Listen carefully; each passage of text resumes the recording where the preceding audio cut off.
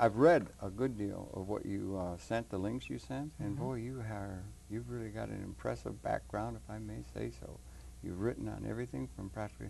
Hey, you haven't had a trip to the moon or anything yet, have you? It seems to me you've been everywhere else. No, because that's more about science, and I'm interested in politics. Yes, all right, good. No, but congratulations and welcome.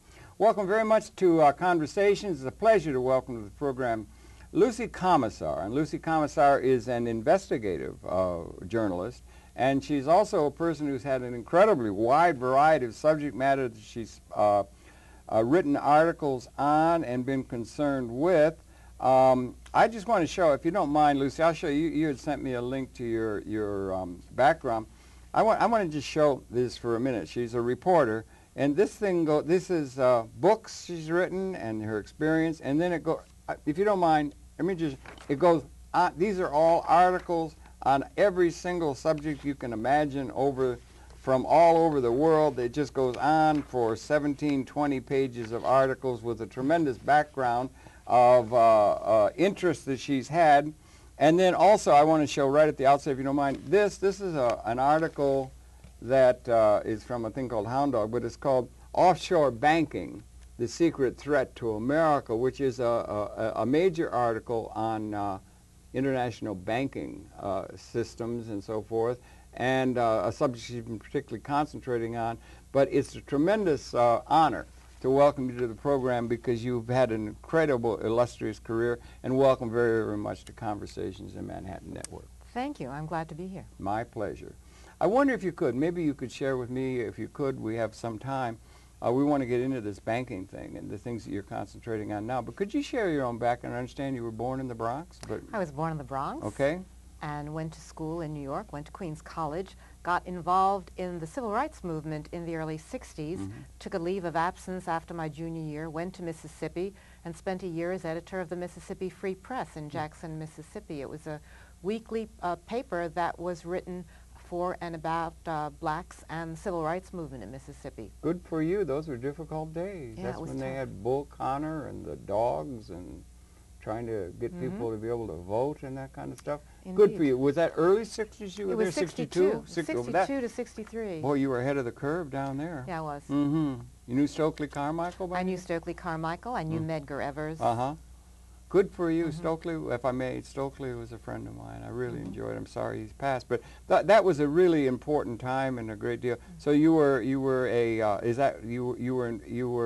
on the cutting edge of civil rights movement early before it really got started, and you remain in a certain sense trying to critique, as it were, the system, but pick up again on that. Well, yes, I have always used journalism as a way to deal with the system, power structures. Then it was the white power structure. I was there 62 to 3. That was the year before the famous Mississippi summer. Then I went back to school, got out of school. And where did you go to school? I went to Queens College. Okay, and studied? And studied history. A lot of it. And then I discovered that when I got out of college, newspapers didn't want to hire women. I remember going for an interview, talking to somebody at UPI, and being told, I'm sorry, we already have 3 girls. 3 girls. So I became a freelance journalist and wrote the first article I ever wrote was for the Village Voice about the Mississippi Freedom Party at the Democratic Convention in Atlantic City. What year was that? That was 1964. God bless you. Yeah, that was the year when they run overwhelmingly. The Democrats won. That's right. Against Mr. Goldwater.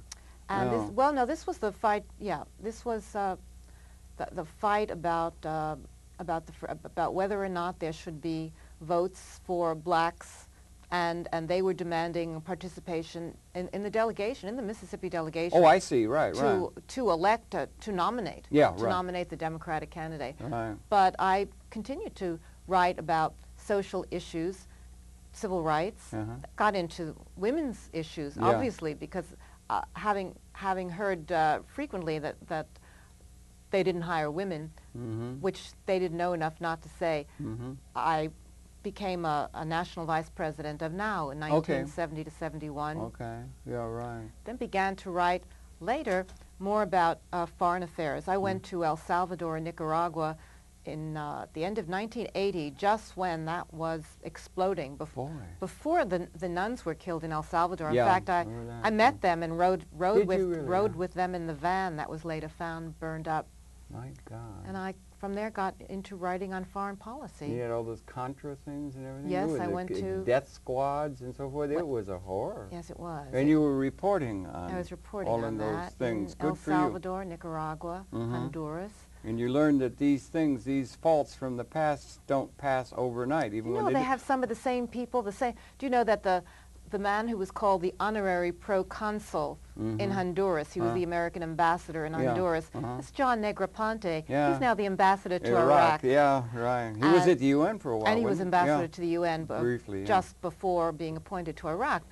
But the papers that have been found show that the U.S., through Negroponte, were supporting death squads run by the military in Honduras. And some of the same actors, people like Elliot Abrams, he was involved in the Iran-Contra. He's back in the State Department. I mean, they're all back. They have pulled them all back. Like the neocons are there, and they've been there for quite a while, and it's been going. So you reported on that, and I saw you were in South America. I began to travel to other places outside Central America, and I went to Asia, went to South America, went to Africa. And then we get into why I'm involved in this subject. When I would go to some place like the Philippines, where I was at the time when Marcos was overthrown, or to Haiti, where I was also in the middle 80s. And excuse me, you're doing all this freelance? I was doing a freelance, yes. Okay, it's a tough row to hoe, or not? It's a tough row to hoe. Yeah, right, yeah. But the mainstream media is not interested in the kind of reporting I was doing. When something really blows up, they'll send people there. But when things are percolating, when something's going on, when there are political movements opposing the government, they're not so interested. They're only interested when it's already on page one. So I found the only way I could follow what my journalistic muse, as it were. Journalistic muse, good term, yeah. Was to go as freelance. And one last little thing, did you, one of the things that was roiling everything then was, and maybe it's coming into the focus again now, was the Iraq thing. I mean, was the Vietnam thing. And did you become involved in that? Did you spend any time in Southeast Asia? I did not go to Vietnam. That was in the 70s. But you followed that issue. It was so because huge, by the time I started doing foreign policy, that was pretty much over from the American point of view. I see. And after, when I tried to get a visa to go to Southeast Asia, I was turned down. Really? So I haven't been there. Maybe they will have changed their mind now.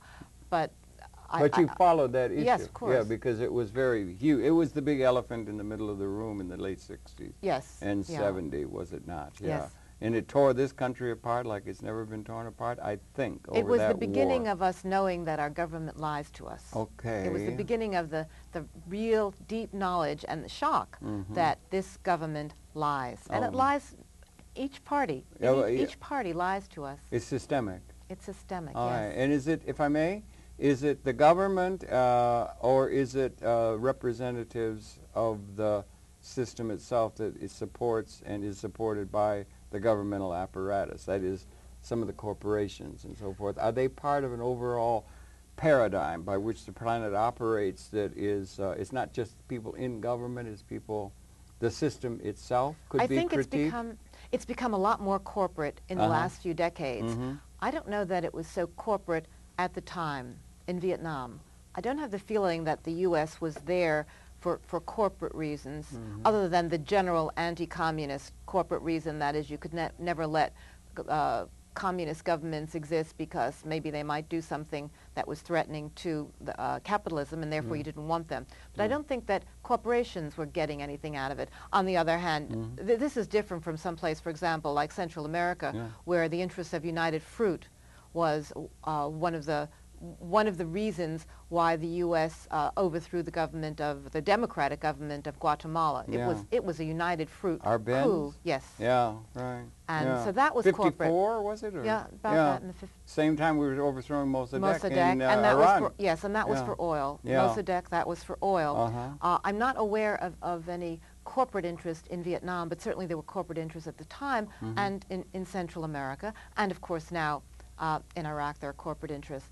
But between doing the reporting I was doing, I was writing a lot about democratic opposition movements in dictatorships, places like Haiti or the Philippines or Zaire. And when I went there, I would talk to the opposition, and they would say, the dictator has looted the country, stolen everything, and it's all in Swiss banks. Yes, right, and right. I thought, what is this about Swiss banks? I didn't know about Swiss banks. There was a safe repository. Well, I'd heard about numbered Swiss bank accounts, but like many people, hadn't thought too much about it. Yeah. And I began to look into it and was astonished and sought to publish what I found, and I found it very hard to find publications that were interested. What I found was that there was an international bank secrecy system that had started up in the 30s in Switzerland, had expanded all over the world so that now there are 50 or 60 countries that are involved in it, and they run secret bank accounts and secret companies, shell companies, through which crooks and tax cheats, terrorists, dictators can hide and move and launder their money. And many of these accounts are in banks in places like Grand Cayman or Switzerland, but they're subsidiaries of the big international banks. These are not some fly-by-night bank. They're subsidiaries of Citibank, of Barclays, J.P. Morgan Chase. These were the Enron used the same system. Citibank and J.P. Morgan Chase set up shell companies so that Enron could commit fraud against a lot of people. Now, what they were doing was, from their point, they were trying to avoid the tax man? In Enron? Or in a generic sense? In a generic sense. Well, why are they doing that? And are we talking everybody has an interest. Yeah. People who have gotten their, usually money laundering, there are two kinds of laundering. You've heard about money laundering. Right. Money laundering is when money comes from an illegal source. Like drugs, drug money. a lot of it. Yes, yeah. a lot of it is drug Huge, money. I understand, yeah. Absolutely. Yeah. Other organized crime, trafficking in people, trafficking in weapons, and you want to show that the money... Trafficking in weapons as well. That's yes. a big... Well, because many... Isn't that above board? Don't we know? No, some places are not. When there are embargoes, there was an embargo on against the parties in the war in the Balkans, but they got weapons and they used secret accounts and secret shell companies. In fact, Bell Helicopter in the U.S. Was able to sell parts to the government of Slobodan Milosevic using secret companies and accounts in Cyprus, which is one of the offshore locations. Right. There are plenty of places where it's illegal to sell arms because of embargoes established by the UN or embargoes established by the U.S. By the U.S. But it's gotten around. Yeah, those embargoes are established by the powers that be, and that's in a certain sense what I'm saying, is there are powers that be, a system that's in place. It's both government and it's corporate people, it's private sector, public sector thing, and they have power in terms of the system, and they will establish what is legitimate. Yeah, but you know, they establish it and they know everybody's getting around it. They establish it because it's a public face.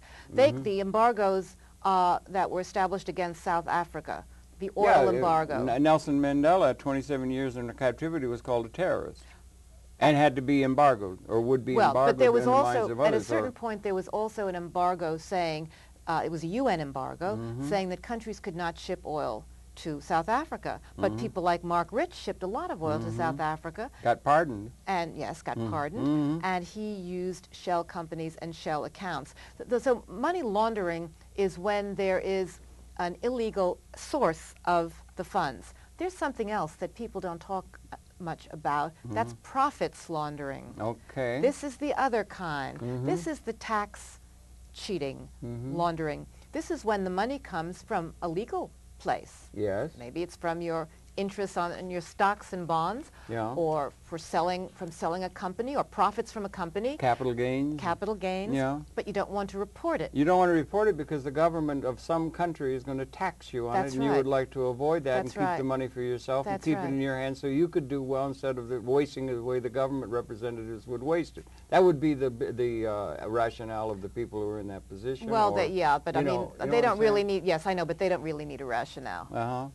they just don't want to pay their Well, taxes. does the government need a rationale to pursue, a government with an ideology or something need a rationale to pursue its idea of what is the right way to organize things? A corporate company thinks we can use it to better advantage, or I can use it myself as an entrepreneur to better advantage. That's what I'm getting at, that it's not just government, it's a system by which the whole capital is formed and the whole system that is operating. The government has been elected. The assumption is that this is maybe very faulty. The assumption is that it represents the will of the people, and tax is what we pay for government. If nobody paid taxes, we wouldn't have any street repair. We wouldn't have any schools.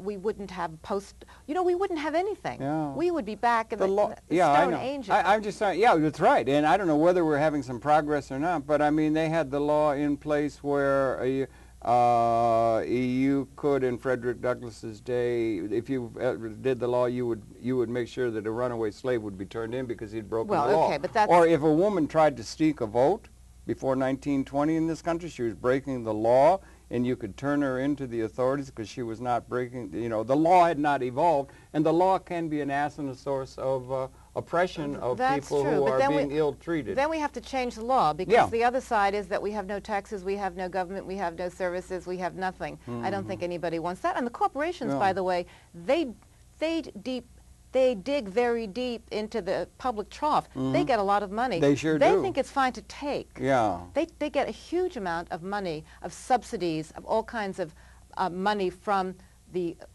tax authorities. They just don't want to pay it. And public-sponsored research and development that they often profit from, the discoveries that made, and that sort of thing. What happens is these people set up their investment funds in places like Grand Cayman or other places which have, number one, secrecy, and number two, no taxes.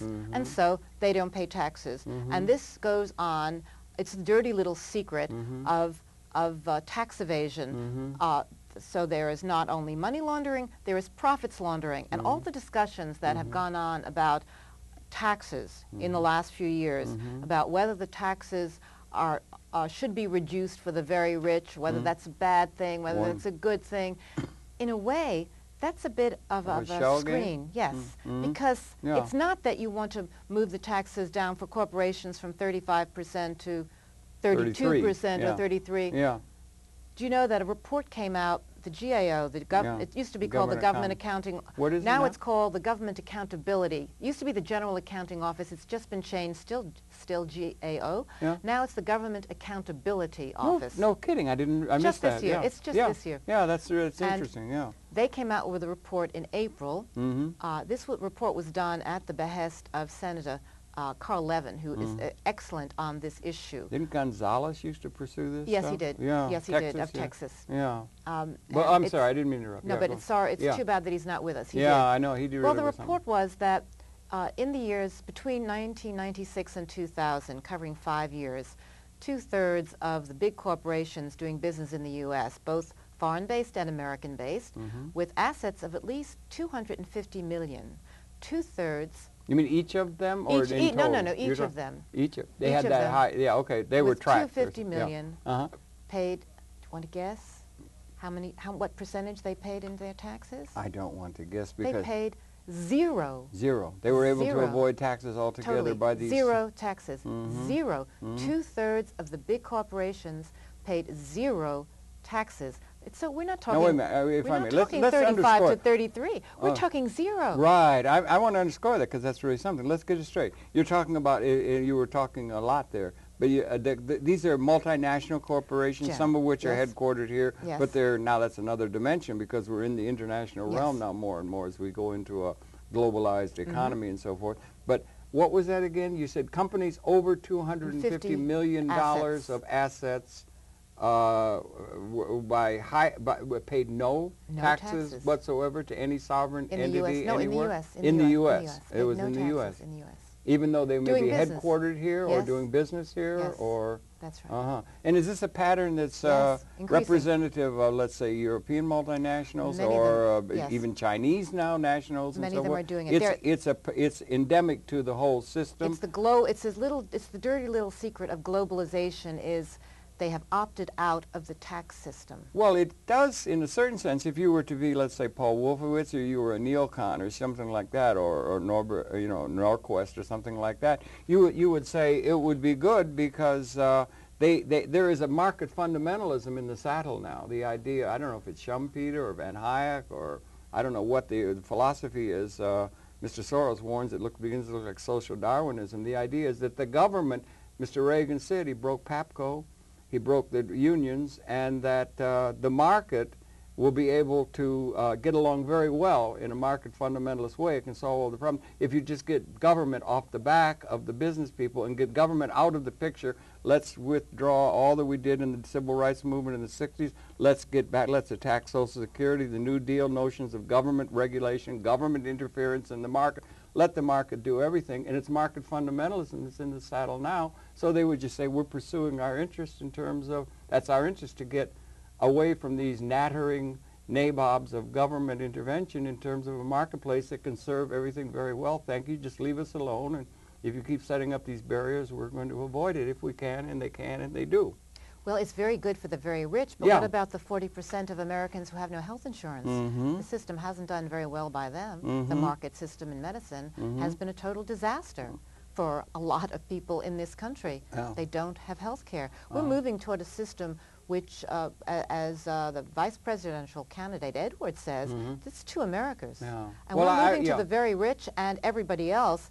And as these big corporations cut back on taxes, don't pay taxes, we're going to have a system of the very rich and everybody else. And well, haven't we always had that, Lucy? Hasn't it always been? It's increased. The division You think it's getting worse? I've read that it's getting worse. The statistics say that it's getting worse. The division in this country between the very rich and everybody else has increased. Do you see the difference between what the CEOs get and what the man on the floor gets? It's just broad, but it's gone into amazing proportions in this country, whereas most of the country, Western Europe and so forth, it's much more reasonable. And then they will say, well, that's because they make decisions and they're important decision makers and they're. You mean like Kenneth Lay? And Kenneth Lay and Enron and so forth. But they will just say they have. What I'm trying to say is there is an extreme radical philosophy in the saddle running things, particularly here in the United States, and to a degree, we are now this hyperpower of all the world. We are an empire. And when I said it's always been like that, I think in Rome it was the same. In Athens, they had slaves. It's always been a plutocratic few who run things. In feudal states of Europe, there was always a king and a duke or something. Everybody else wallowed around in the mud and poverty and so forth. It's always been that way, has it not? I don't know that it's been that way in every country, but in those very long ago periods it has. It's difficult to imagine that we could be going back to that, but part of the problem is most people don't have the information, and most people are unfortunately so brainwashed by what they see on what is called news on television. I think television news is an oxymoron. You do, yeah. And I think it's becoming so trivialized, isn't it? Oh, it's for the last several decades. It's been trivialized. There's very little news on. The last decades? Several decades. Several. Oh, I haven't watched. When was it at its peak? Well, I don't know. In terms of important reporting on the part of the reporting community. Was it in the 60s? I stopped watching the local news about 20, 30 years ago, and I stopped watching the network news probably at least 10 years ago. And, so what do you pay attention to now? The internet. Oh, I read. I read the British press. I read the French press. I read papers that talk about what's going on in Russia. And I get all my news from the internet. Yeah. Isn't it something else? The internet. It's like manna from heaven. Yes. It just came from somewhere. And it came out of ARPA, didn't it? It came out of DARPA, out of the Defense Department, and created this thing to survive an atomic blast so that you could still do it. And there's great hope in that copyleft movement and the movement to let the internet be free and information. And public, if I may, public access in a certain sense, which was sort of out there in cable. When you started having access channel capacity, you could have programs like public access, where we are now, was sort of out there before there was an internet. But there's a link between public access and the free use of the internet as a way of getting... Well, corporate media is terrible. And paid for. It's just terrible. Just like the political system is bought and paid for. Greg Pallant says the best democracy money can buy. It's all run by money, and that's what you've got, And this system that I'm talking about is the financial backbone of that system. Part of that invisible structure. It's how they move the money away from taxes without telling everybody that that's what they're doing. And so the debate it never really hits the place where people talk. They talk about the percentages, and that's wrong. Now let me tell you about one other thing. A key way this is done, and it relates to globalization, which is why it's getting worse now with globalization. There's something called transfer pricing. Transfer pricing is if you have a company, sometimes it's actually done with a company which you acknowledge that is your company. Sometimes it's done by shell companies that you pretend is a trading company. But you use these companies in order to launder the profits. So if you are making something in some venue overseas, and you're going to sell it in the U.S., what you do is you move it through some shell company on some place like the Isle of Man or Vanuatu or to Monte Carlo or the British Virgin Islands. You move it through. You sell it to a trading company there. There may not even be anything there but a post office box. Exactly. Yeah. And you sell it to a trading company in a compliant government. Yes. Local. Yeah. Yes. Right. Yeah. And you sell it for a certain amount. Say you make it this thing in. In Poland. Say you have a factory in Poland now. A good or a service? A real factory. Yeah, right. And then you sell it to some trading company for a phony price, and the trading company sells it to you in the U.S. at another phony price. So what you have paid so much that when you sell it on the market, you make very little profit. On the books? On the books. Because all the profit is in this trading company, which got it at the real price.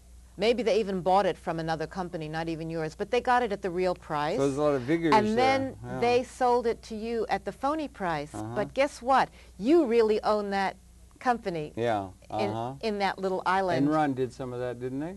And well, Enron did it a little different, which I can explain. Okay, but you own that company, and where are the profits? Where are they? Oh, they're in a little account in Switzerland. Yeah.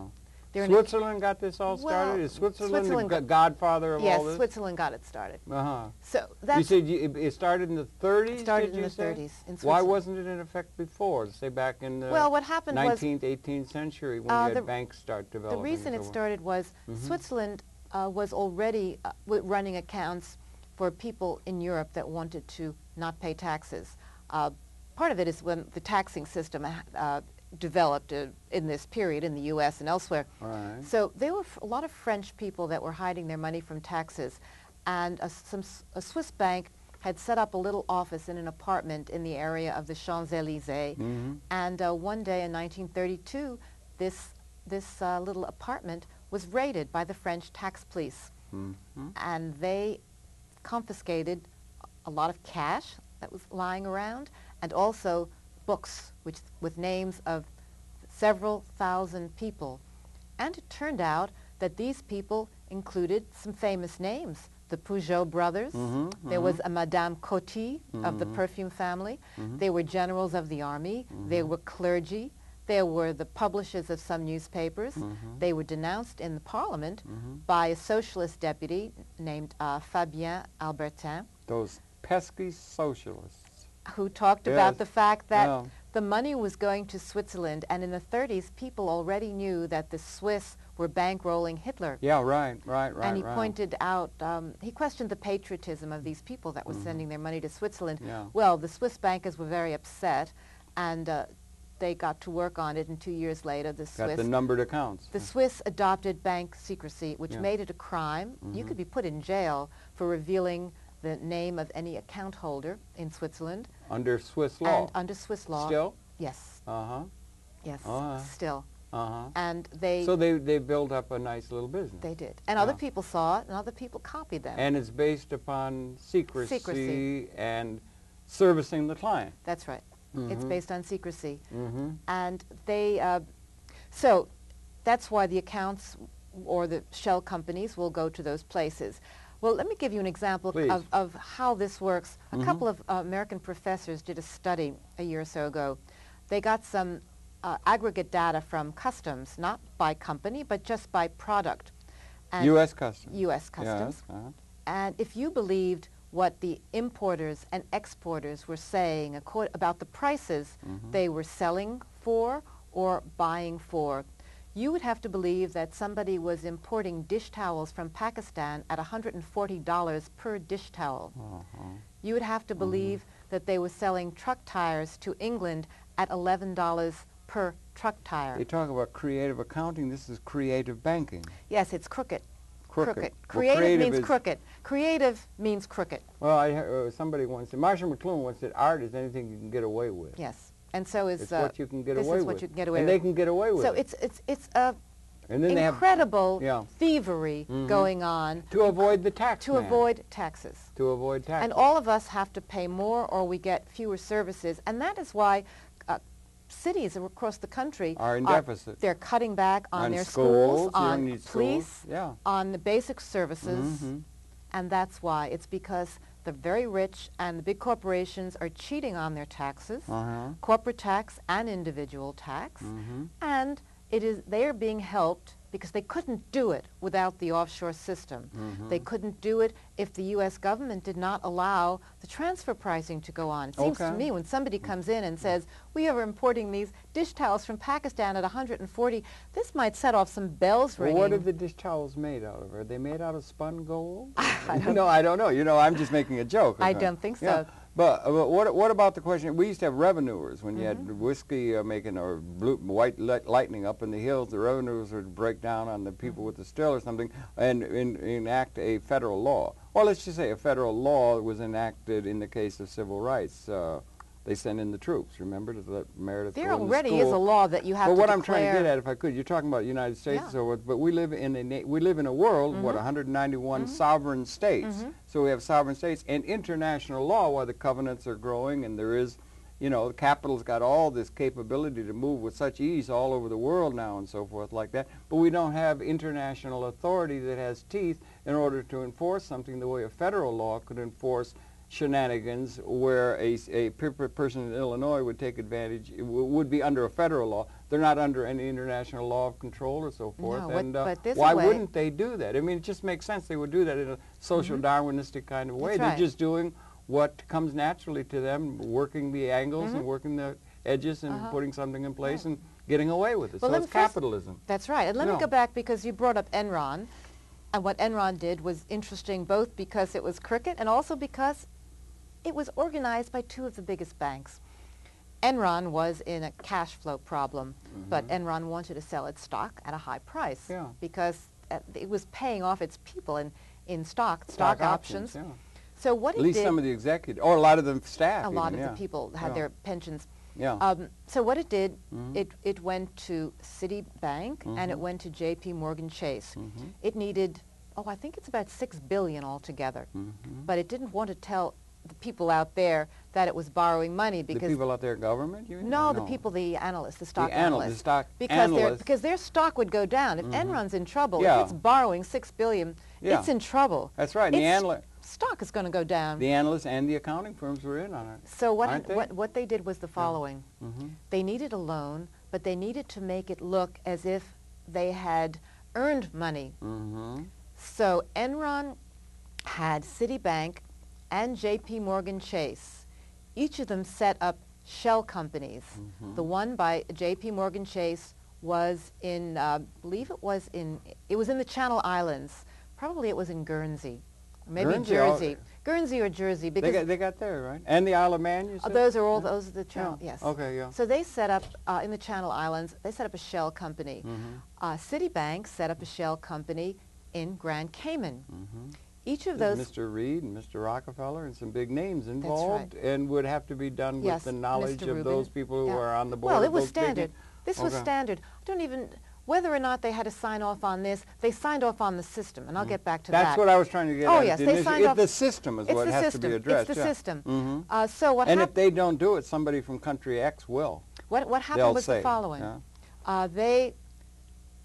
Enron sold gas futures to these phony companies. Future means that in 6 months, they will get delivery on the gas. But they get the money now because they are buying the future delivery. So you're getting it now. That's not like a put or something. Well, right? I don't know what it would okay. be. Maybe. Yeah, okay, yeah. But they're paying they now. They could live on the float for deliver. Yeah. But the deal was that when the 6 months were up, the contract was going to be canceled. Enron would pay back the money with a little bit more. It was a loan. It was a loan in both cases. Yeah. There was never any intention to buy this gas or for Enron to sell this gas. The two companies were not real companies. They were just paper, and they were set up by the banks. Yeah. It was totally phony. Totally phony. Well, phony, you say phony, or was it creative? Wow, okay. It was creative. It was creatively phony. And have you ever tried to understand the federal tax code, much less what there is on the international but scale? It's chaos. Yes, but you're supposed to have a real business. The federal tax code says that whatever you do with this paper shuffling, it's supposed to have a real business intent. That is, you really were supposed to be buying gas to be delivered at a future date, but the government got to look at all of the papers, all of the emails. It was totally phony. I went to the trial. There was a law case. You're talking now Enron now? Yes. Yeah, right. There was a Kenneth Lay is coming up yes. into the dock finally, is he? Or yes. is he not? Yeah, but go ahead. There was a case. Now, and a whole panoply of things, including Arthur Anderson and the accounting industry. Well, they were industry. involved in setting up the phony stuff, too. But they had to be compliant. They had, of course. Terms of, yeah, but they're like an artist. But I mean, they had 800 companies. They had 780 companies in Grand Cayman. They had a couple of dozen in Turks and Caicos. They were just shells. Well, they money were, launderers. if I may, they're shells. You're making it sound They're not nefarious. real company. It is. You're making it sound nefarious when really, from their perspective, what it is they're one step ahead of the revenuers. They're one step ahead of the game. It's not nefarious. It's not illegal. It's maybe legal. Well, it's done within the. You know, they got tax incentives. They can buy the Congress. You know, do you know what I'm saying? Do you understand what I'm saying? But it's they're been working ruled, with. There's two things. They're working within the legal. system, and that's one thing. And then you can say, okay, we have a system. We have a system. Now the system can be. Tax shelters are illegal. If they illegal. exist only for the purpose of financial leisure domain, if they don't have a real business purpose. The business purpose is supposed to be to buy and sell products, if that's what the company's supposed to be doing. Services, yeah. And services. Yeah. Under the commodities. The tax shelters, and the IRS is going after KPMG and other accounting firms on the tax shelters. It is illegal if it's just financial paperwork. So what Enron did, they were not real companies. There never was an intention to sell anything. It was just a flim-flam. And when Citibank, because Citibank had also had some stock in Enron, and it lost money with the collapse, and it sought to collect from its insurance company. Yeah, well, you can always go to the insurance company. No, the insurance company fought this in court, saying they did not deserve to get any money because the whole deal was a phony deal. Yeah, okay. And I saw the testimony of the guy from Citibank. Yeah. And he said, but this is standard structured finance. We do this all the time. Have you been able to ever understand swaps and derivatives and the things that are coming under the name of swaps and derivatives, things they come up with, and what they're doing? Again, if I may, I'm trying to make a distinction. Maybe it's not fair, because you're using words like flim-flam, illegal, this, that, and everything, as though it's something. You've got a system that's in place, and the system is one that can monitor, it can monitor what's legal, what's right. The system is in place. It is it will function for the folks, for everybody, if it is just monitored well by investigative reporters or people like Mr. Gonzalez. If the system is monitored well, it will work for everybody, but there are some people who go outside of the law and so forth. So that's one thing. The other thing is the system itself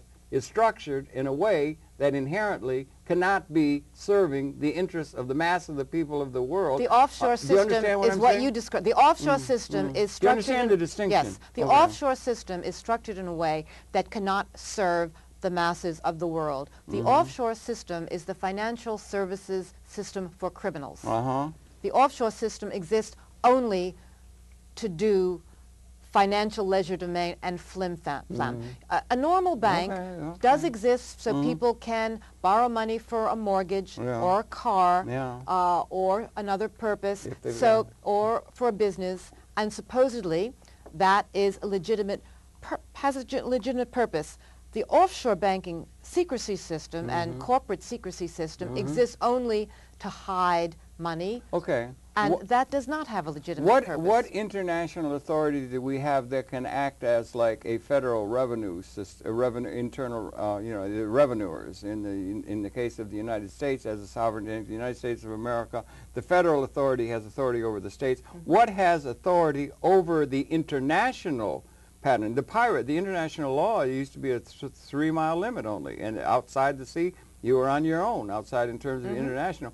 What authority is there that can say what they do is illegal, that has teeth and can enforce it and direct themselves at this particular question, if there is such a thing comparable to the federal law relative to the various state entities within, let's say, our system? None. Okay. There is none. So now, there then are some people, why shouldn't they just run? Well, but there are some people. They're just having a great time. There are some efforts. The European Union has been arguing among its members and with Switzerland, which is not a member, to do something about the tax cheating, and they want to. They have come up with a tentative plan where countries would send information about foreign residents who have accounts there. That is, if a Brit has an account in Switzerland, the Swiss have to send information about this account to the English tax authorities. Of course, the Swiss have been fighting this. Yes. They are fighting they this. will fight it, and they will say that goes against our law. They've been our law exactly. is that we have numbered accounts, and we don't know, and it's against the law. You said it's against the law. What they've done you is the can't following. ask us to break our law. What they've done is the following. They have proposed a compromise, which has been accepted, although there are still some wrinkles not ironed out, that they will take the interest earned on any foreign accounts, and they will send 30% of that to the country of origin of the owner of the account. They will also keep a piece of it for their... I'm sorry, they're going to send 30% to the governmental representative of the person... That's right. ...of the country. They're assuming this person is not... So they're going to try and make a payoff to the government. The political people who have people who invest in these secret accounts? No. Well, it sounds like a bribe. No. What they're doing is in lieu of... the assumption is the people... The Brit, as an example, who has an account in Switzerland, an individual, let's say, is not paying taxes, is not reporting it. Right. See, when you to backtrack, getting away with it. When you fill out your tax form, there's a little box that says, "Do you have a foreign bank account?" You're supposed to check it. I don't want to bet on how many people check this that actually have the accounts, but let me say, you mean if in the case of an American taxpayer or a corporation, they have that? You have a place on your bank account. You may not have noticed it, but on your account, you've got to check off on the. I don't know what the corporate account looks like. Maybe the corporation can get around it. Well, no, they've got to report all this. They got a lot of people in the government that can make sure those kind of things don't creep in. No. It's in the form. Whether they do anything. See, they don't need to not report it. The system is corrupt. They don't need to not report it. They just have to use transfer pricing. They don't need to not report it. They can report it. They can say, we have an account in Grand Cayman, and we have a company there, but the company is just a shell, and our profit is there, and we don't have to pay taxes, and that's the case. An individual has to pay taxes on all profits wherever they are made. The lesson is the individual better become a corporation with lots of clout to buy the legislative... They do. But back to this thing about back to what's happening in Europe. Okay. So the idea is that if this Brit, this hypothetical Brit is not paying taxes, has an account in Switzerland, a money market account or whatever. So the Swiss are going to pay the taxes because we assume that that guy is not paying taxes. The Brits want to know who is this guy. The Swiss say, we're not going to tell you, but he's probably not paying taxes. The taxes would have been 30%. We're going to give you the 30% right off the top. Without mentioning the name of the person? Yes, without mentioning the name. And that would be for people down in the Congo and also other dictators that put their money in Swiss accounts? The deal is only with in the European Union. But what they're trying to do is protect, because they're trying to protect the fact that they have all these counts. Now, they have not made this deal with the Congo. This deal is only with the members of the European Union. Yeah, I know. That they will get this information. Right, okay. It's tax information sharing. And this fight over this has been going on for maybe 4, 5, 6 years. Okay. And it hasn't been completed because there is still some... They can't do it unless they get the other big tax havens to agree, because then people will just move They don't want 30% taken off out of their account. Right. They'll move it to someplace else. Yeah, somebody else will not do that because That's they right. can set up another one off in Singapore or something. Yeah. And the other part, because it's a wide open picnic. it You is, can and just the other set it part up of it, the anywhere. other part of it, which is why a lot of this argument is not, is a bit phony, because this may get a small-time dentist or shop owner. The really rich people set up shell companies to move their money, and this only is about personal accounts. It's not about company accounts.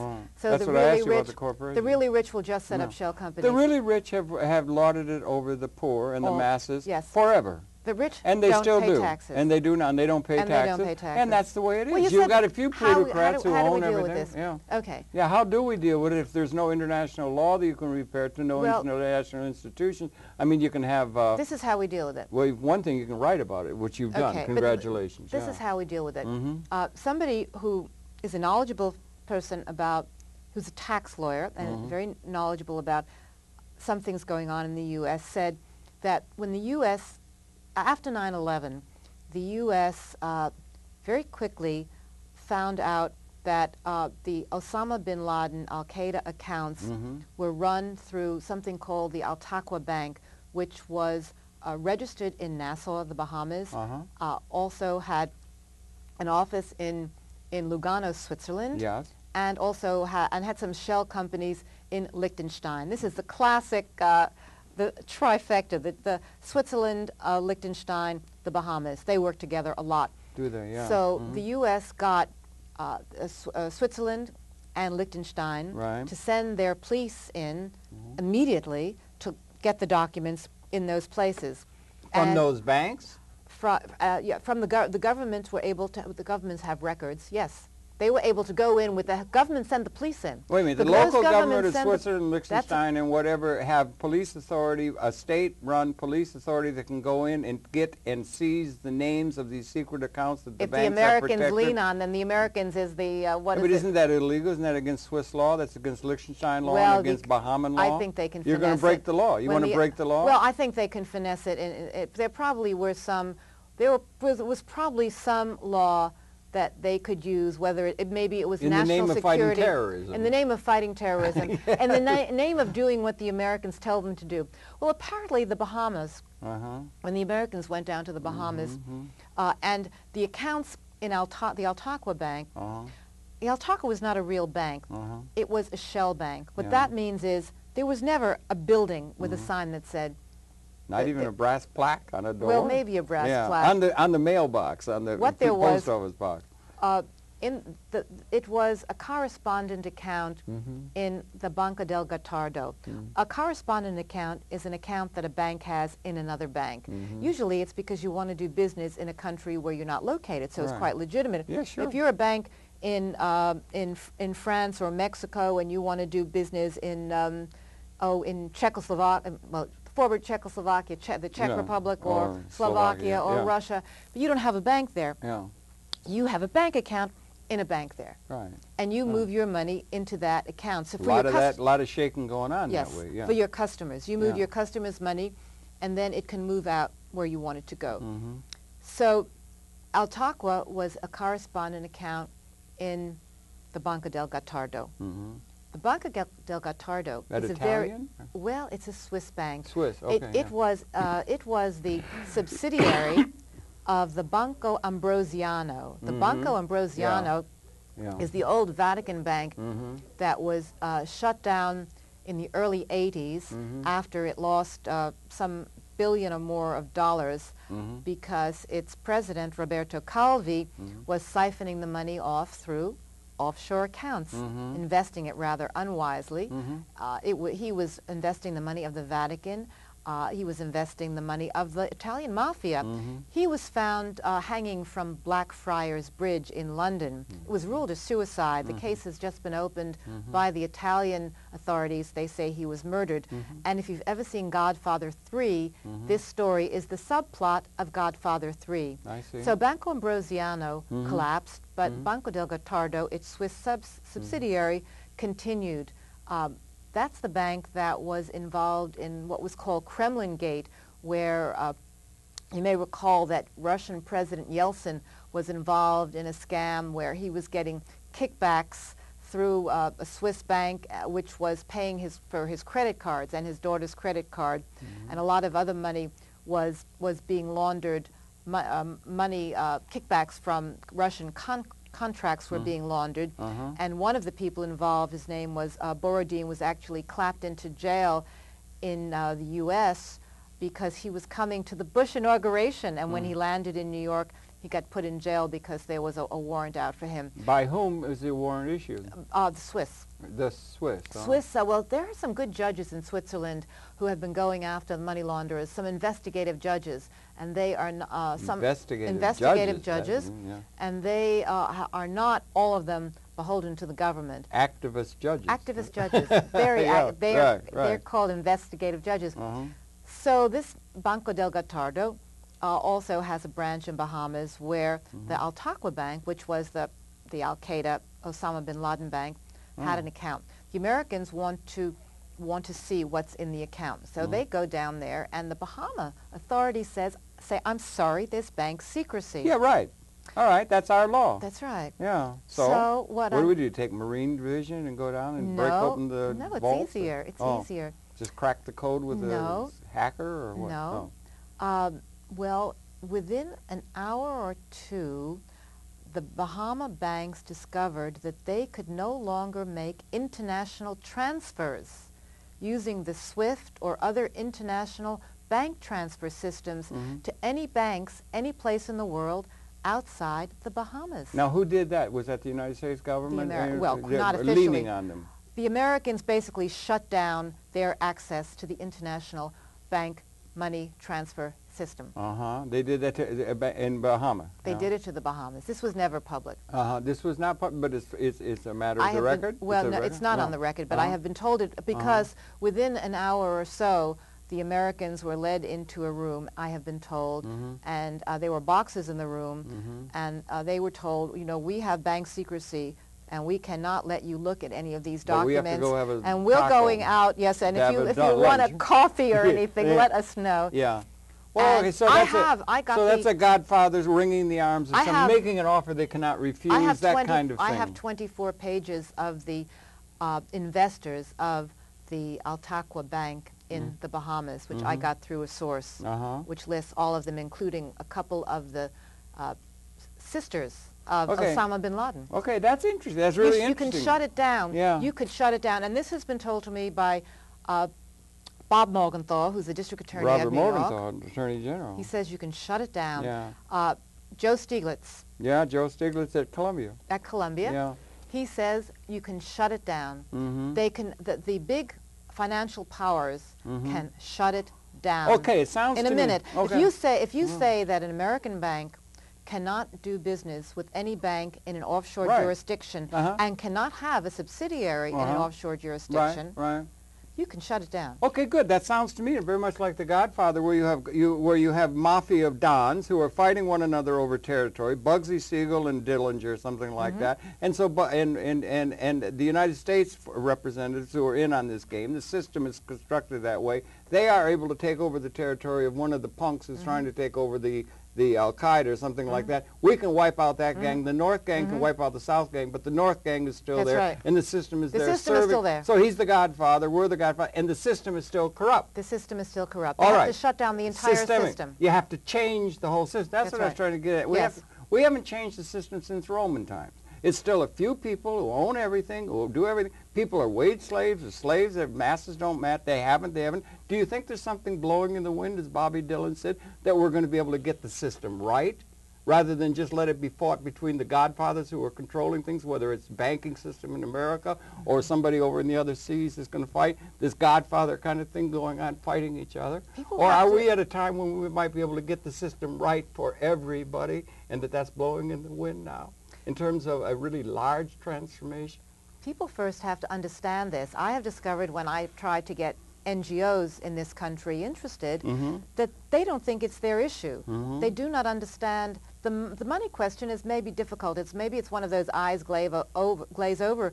But you ever try to read the federal tax code? But yeah, but it's impossible. What about The Firm? Mm-hmm. The book and the movie The Firm. The corporation? That's the firm. The Firm. That's about somebody puts his the crooks put their money in Grand Cayman. Mm-hmm. People understand. The crooks are running the system. But I'm talking. It's called the Democratic Party, the Republican Party, I'm talking and about the powers something else. that be. Okay. Why don't the NGOs who speak a lot about important questions such as the environment, for example, or feminism, or racism, Yeah. Why don't they talk about the money? Why don't they follow the money? They don't ever talk about it. And as I said, when I've tried to get some NGOs interested, they say it's not our issue. It's different in Europe. You know, I went to. I had written an article in The Nation on this subject called "After Dirty Air, Dirty Money," and as a result, I was invited to speak at a conference in Switzerland by some NGOs that work in development. And they understood that developing countries get the money sucked out, and that it's like there's a net drain to the rich. Yes, it's pushing up the rock of Sisyphus. And I discovered that there were many people in Europe who understood the issue. At this conference, they had invited also people from Germany, from France, from England, and I, for the first time, met people involved with social issues who understood the offshore system. Yeah, right. And after that, I was invited to some other things. And then when the next World Social Forum was going to be held in Porto Alegre, in Porto Alegre, Brazil, that was a year and a half ago, I contacted them and said, are you doing something there? And they said, yes, we are going to start an international organization to fight tax cheating. They got a site. They got some sites, so they can come to you. Well, yes, I'll tell you. Yes. Yeah, because we're running short of time. We've got about a minute left. www.taxjustice.net. Wait a minute. Taxjustice.net. That's a good generic site. Yes. Okay. That's good. this organization, which has been set up to bring together NGOs to fight international tax cheating. Yeah, it was set up a year and a half ago. Yeah. There will be a plenary at the next Social Forum, which is the European one in London, where I will be going next month. India. Yeah, okay. I was in India, and we had meetings Yeah. in India. It is growing in Europe, and people could look on the website www.taxjustice.net. We need to get people in this country to become part of that. All right, fine. Listen, you know, one of the things we could talk for about 27 hours, easy. It's really interesting. Thank you very much. Your life is like, should be made into a movie. And I just wonder, have you had, I mean, just off the cuff or something like that, have you had anyone who has ever talked about violence directed at people who talk too much about things that shouldn't be known? No. Because you're dealing with some very big issues. Yes, I know. Well, the one, I had a few problems. Let me just say, we've been talking with Lucy Komisar. We've put contact information. She's got an incredible story to tell. Thank you really for coming in, Lucy, and for all the work. Let us be sure we stay in touch, do some more, put it in public access on the internet, taxjustice.org and so forth. So .net. And so we'll see you again tomorrow. But anyway, have you ever any threats leveled at you? Well, I was in Zaire. Your life should be a movie. Yes. Oh, I was in Zaire. I was chased by. I was followed by the security police. I was tipped off by some nice people in the hotel, and I was able to get away from that. And I also in East Germany, when it was still East Germany, I was followed by the Stasi, and I had my suitcase broken into. I found out later I have a Stasi file that's this thick. I was able to get it. You got to Freedom of Information Act in East Germany? Yes, that's right. No, do they have such now? Yes, do yes, they yes. really? That's really yes, people something. can get their Stasi files. So maybe things are starting to open up and so forth to where, but that thing where they're going to try and track down Al-Qaeda might be a thing where they can say, wait a minute, what's good for the goose isn't necessarily good for the gander, that it might be able to look at the system whole. They're going after the terrorists. The people now that are doing breaking the law of Switzerland to do it, or forcing I think pressure, the law is finessed. mafia thing. I think the law is now finessed, and the Swiss now say that they will cooperate in cases that involve terrorism and a series of things, but not taxes. But not taxes. Well, wait a minute. Who's a terrorist? Who's a terrorist? How do you define it? The UN can't define a terrorist, because a terrorist today is tomorrow's president. That's true. You know, it's going on. So that's what I'm saying. The Swiss have made a deal with the Americans much of on the this. world thinks that the people who are the terrorists are the people who just invaded Iraq, for instance, that they're the terrorists. So, you know, how are they going to determine who was the terrorist and that sort of thing? What I'm saying is it's a can of worms that may be opening up on the whole system may be putting under you know, examination in a certain sense, which is a larger issue than trying to find somebody who's breaking the law when the law is wrong in the first place. Sometimes it's a, look, or wrong structure. People were not able to get Pinochet on the human rights abuses. Now they may get him on money. Well, they got money, on him putting millions of dollars in secret bank accounts, helped by Riggs Bank of Washington. Well, it was